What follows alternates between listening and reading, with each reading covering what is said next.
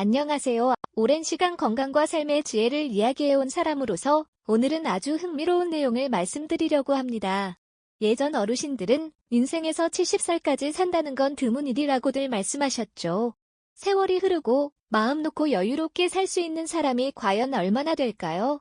누구나 오래 살고 건강하고 싶어 하지만 현실은 그리 만만치 않아서 70까지 못 사는 분도 적지 않고 설령 70을 넘긴다 해도 몸이 예전 같지 않고 누군가에게 의존해야 하는 상황이 찾아오곤 합니다. 게다가 너무 사소한 일조차 스스로 해내지 못해 마음이 아플 때도 있죠. 그렇지만 잠시 걸음을 멈추고 자신을 돌아보면 70이 된 지금까지 내가 무엇을 이뤄왔고 건강은 어떤지 되돌아볼 수 있습니다. 놀라운 사실은 70에서 75살까지가 건강의 여정에서 황금기 같은 시기라는 겁니다. 이 시기에 건강하게 잘 보낼 수 있다면 80 혹은 그 이상까지도 충분히 즐겁고 평온한 인생을 보낼 가능성이 높습니다. 인생이 거창할 필요는 없어요. 건강과 자립을 지켜나가는 것 자체가 참으로 소중한 일이니까요. 그리고 만약 아래 말씀드릴 것들을 해낼 수 있다면 감사하면서도 스스로 자부심을 가져도 좋습니다. 왜냐하면 많은 분들이 꿈꾸기만 하는 일상을 이미 누리고 계신 거니까요. 건강, 자립, 그리고 삶의 기쁨이 함께하는 고령기의 여정에서 멋진 건강의 징표들을 찾아봅시다. 가장 먼저 건강한 몸으로 식사나 일상생활을 스스로 해낼 수 있다는 것 자체가 정말 소중한 자산입니다. 간단한 식사를 직접 만들고 걸어다니고 스스로 몸단장을 할 수 있는 몸이란 다른 사람에게 의존하지 않아도 된다는 점에서 생각보다 훨씬 귀한 것이죠. 예를 들어 따끈한 국을 내 손으로 직접 끓여 먹는 일과 한 달에 10만 원 정도를 지불하면서 누군가의 도움을 받는 생활 중 어느 쪽이 더 값지고 의미가 있을까요? 자립할 수 있다는 건 생활 자체를 가볍게 만들 뿐 아니라 자녀들에게도 부담을 주지 않습니다. 특히 내가 직접 요리를 하고 장을 보고 청소를 하며 가끔 손주도 봐주면서 몸도 단련하고 가족에게 기여한다는 느낌을 얻을 수 있으니 그것만으로도 고령기에 큰 보람과 즐거움을 만들어줍니다. 그리고 평생을 함께해온 배우자와 아직도 한 집에서 살아가고 있다면 그건 정말 단순하지만 커다란 행복이라고 말씀드리고 싶어요. 도쿄의 조용한 아침을 떠올려 볼까요? 요시코라는 분은 이른이 훌쩍 넘은 나이에도 손주를 자전거로 학교에 데려다주고 가는 길에 채소를 사와서 남편을 위해 식사를 차린다고 해요. 남편은 신문을 읽고 있고 본인은 피곤하지만 그래도 즐겁다고 말씀하십니다. 몇 가지 어려움이 있어도 인생의 반려자와 함께 지낸다는 사실만으로도 큰 기쁨이 된다는 거죠. 이런 반려관계는 어떤 짧은 만남이나 다른 인연과 달리 오랜 이해와 신뢰 위에 쌓여있기 때문에 때로는 힘들어도 함께 보내는 시간의 기쁨이 그 어떤 어려움보다 크다고 할 수 있습니다. 또 머리가 맑아 사기에 쉽게 속아 넘어가지 않는 것도 정말 중요한 부분이에요. 이른을 넘어서면 애매모호한 금융상품이나 가격이 터무니없이 비싼 건강식품을 파는 사람들에게 노출되기 쉽거든요. 잘못 걸려들면 평생 모아온 재산을 한순간에 날려버릴 수도 있습니다. 게다가 문제는 속았다는 사실 자체를 깨닫지 못해 가족들에게까지 걱정을 끼치기 쉽다는 점이죠. 그래서 이 시기엔 사리에 밝고 냉정하게 상황을 판단하며 위험한 상황을 피할 수 있을 정도의 명석함이 필요합니다. 이런 냉철함은 부정적인 일에서 자신을 지키는 것은 물론 일상 속 자신감을 유지하는 데도 크게 도움이 됩니다. 넉넉한 자금이 있어서 자녀에게 손을 벌릴 필요가 없다는 것도 무시 못할 행복의 요소입니다. 돈 문제는 내 가족 사이에서 민감한 이슈가 되곤 하죠. 고령자가 스스로 재정을 관리할 수 있고 연금이나 생활비를 충당할 만한 저축을 갖추고 있다면 자녀의 부담을 덜어주면서 본인 삶도 더 편안해집니다. 만약 매달 자녀에게 5만 원씩 받아야 하는 상황이라면 어떨까요? 자녀가 빚을 지고 있다거나 경제적으로 힘든 처지에 있다면 마음이 편치 않을 수밖에 없습니다. 든든한 자금은 지출의 자유를 높여줄 뿐 아니라 가족 간 갈등도 줄여주죠. 또 집이 있다면 억지로 함께 살거나 남에게 의지할 필요가 없습니다. 앞으로 남은 세월에서 중요한 건 경제적인 걱정 없이 편히 지내는 것이며 자녀의 도움은 정말로 필요할 때만 받으면 되는 거예요. 자녀와 소통이 잘 되고 큰 갈등이 없는 것도 참 중요합니다. 대화는 가족의 유대를 깊게 하고 서로를 이해하게 만드는 다리 같은 역할을 하죠. 그런데 많은 어르신들이 옛날 이야기를 반복하거나 시대 흐름과 맞지 않는 옛 사고방식을 고집하거나 대화에서 완고한 태도를 보이기도 해요. 그러면 자녀 세대는 답답함을 느끼고 세대 차이 때문에 갈등이 커지기 쉽습니다. 하지만 대화가 원활한 어르신들은 상대의 말을 잘 들어주고 공감하는 능력이 뛰어납니다. 왜 손주들이 웃으면서 할머니, 할아버지를 찾을까요? 어떤 말이 있죠? 안정감 있는 감정적 가치는 모든 인간관계에서 가장 강력한 유대다. 비난과 불만이 아닌 따뜻한 위로와 지지를 줄 수 있을 때 자녀도 더 큰 사랑과 유대감을 느끼는 법이에요.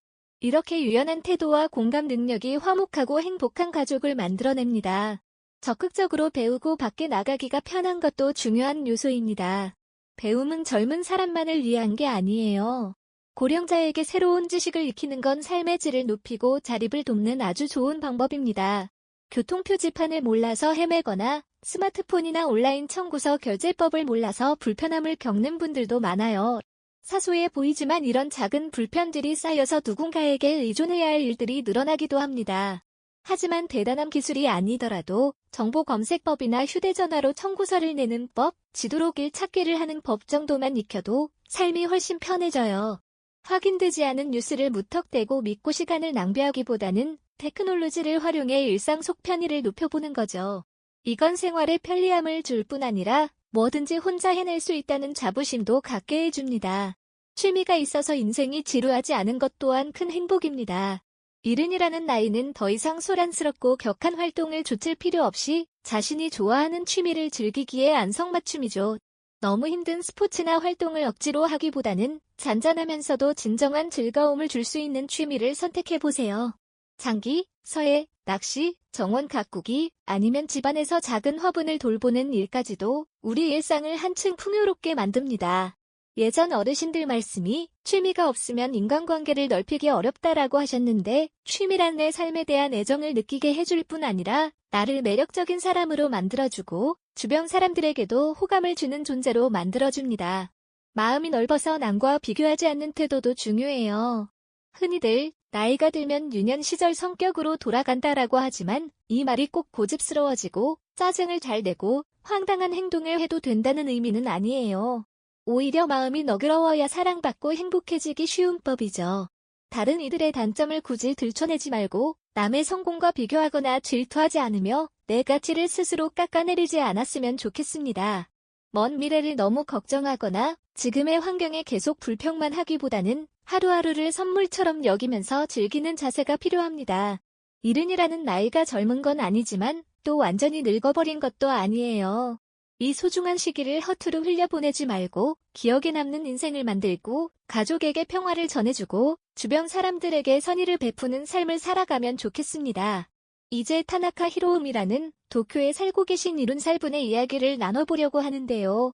이것은 단순히 나이 든 사람의 사연이 아니라 진정한 행복의 가치를 돌아보게 하는 한 편의 그림 같은 이야기입니다. 타나카 히로우민 인문 평범한 가정에서 태어나 대기업에서 오랫동안 일하고 소박하면서도 안정적인 가족을 꾸려가며 예의 바른 자녀들과 살아왔습니다. 그렇다고 늘 순탄하기만 했던 건 아닙니다. 부인과 25년 넘게 함께 지냈지만 50이 넘었을 무렵에 결국 이혼을 결정했거든요. 해결되지 않는 갈등이 부부 생활을 벼랑 끝까지 몰아갔던 거죠. 아이들을 위해 결혼 생활을 유지하고 있었습니다.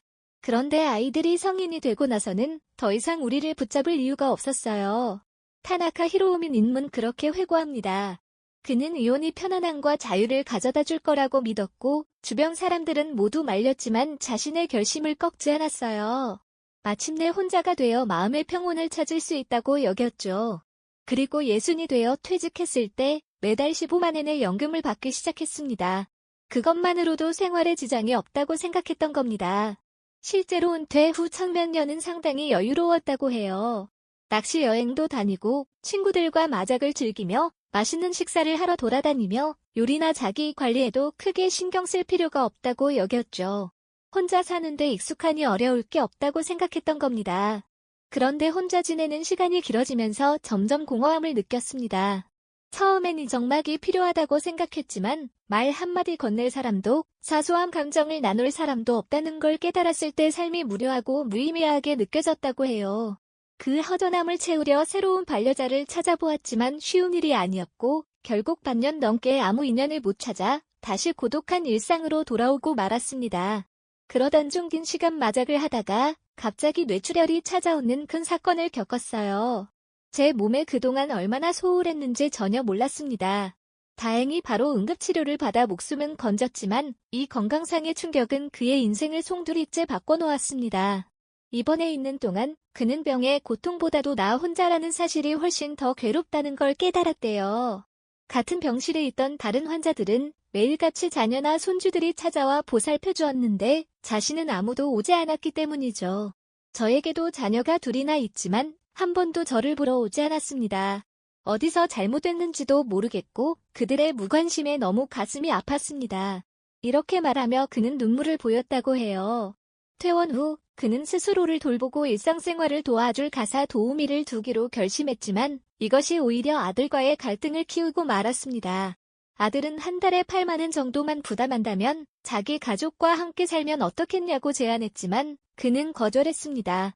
이 나이에 제 삶의 방식을 제가 결정할 권리가 있다고 생각합니다. 저는 자유롭고 싶고 누군가에게 짐이 되고 싶지도 않았어요.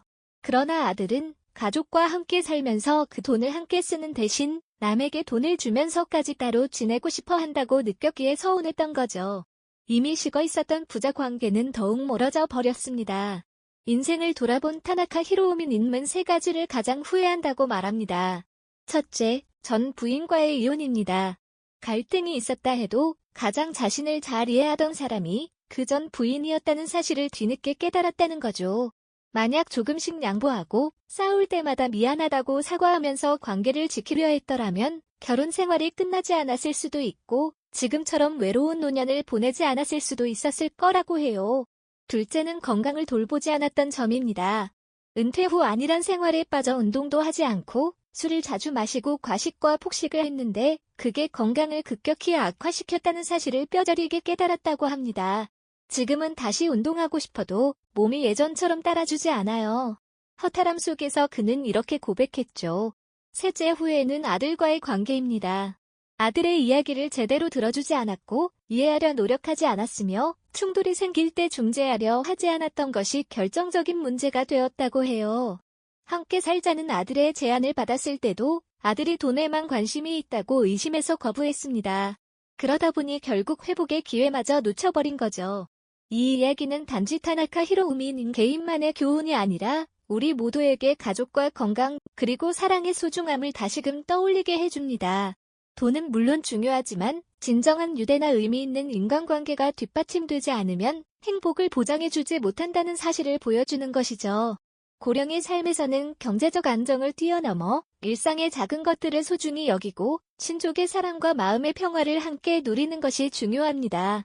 당연하게 여겨왔던 것들을 잃고 나서야 그 참된 가치를 깨닫는 일만은 없었으면 좋겠습니다.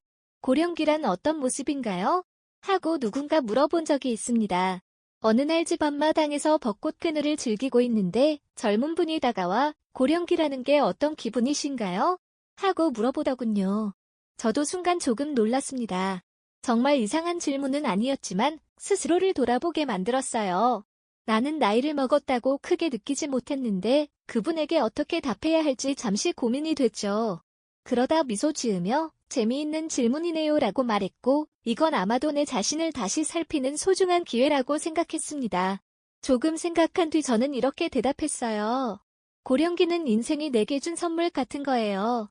대개 나이가 들었다 하면 쇠약, 노후, 퇴보 같은 단어를 떠올리지만 제게 노화는 잃어가는 게 아니라 쌓여가는 겁니다. 오랜 여행 끝에 누적된 결과물, 하나하나의 흰 머리카락마다 이야기가 깃들어 있고 주름마다 추억이 스며 있죠. 거울을 보면 가끔 놀랄 때가 있습니다.